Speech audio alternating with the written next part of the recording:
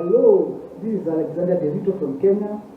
I'm a poet, playwright, and novelist, and I'm excited to share my work with you today. The theme, Poetry Without Borders, is something that is very near and dear to me. I've always enjoyed poetry from across the borders, across the world.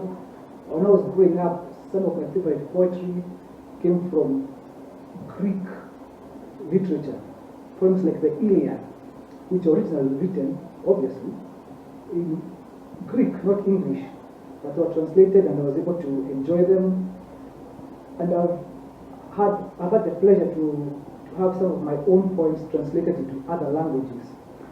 One of my most translated poems is titled "Someone in Africa Loves You," and it appears in the World Poetry Almanac. And I would like to read it out for you today. I believe that translation is important because when literature is translated, it creates the feeling that different literatures and different people are communicating.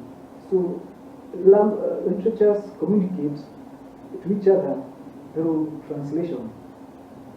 And this makes literature, of which poetry is a huge part, truly borderless.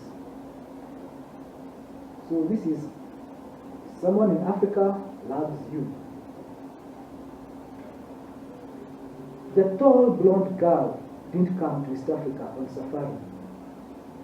She was an Oxford student majoring in history and wanted to see the sites involved in slavery and the relics of Arab-Portuguese rivalry. I first spied her walking along the swaying sea, and something about her just jumped up and beat me. I asked her her name, and she said Susan, with an E.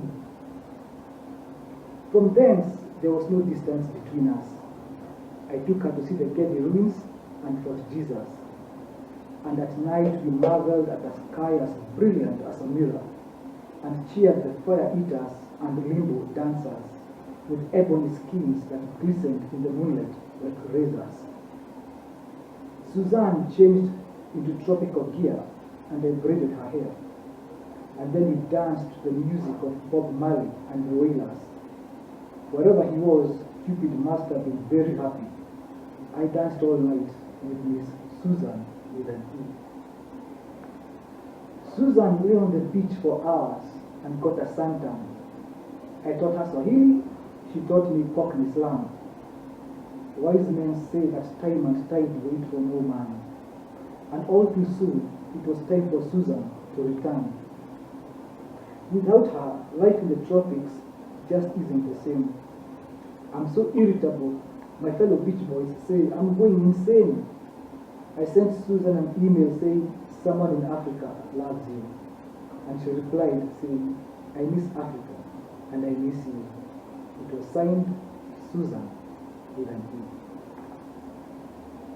Thank you.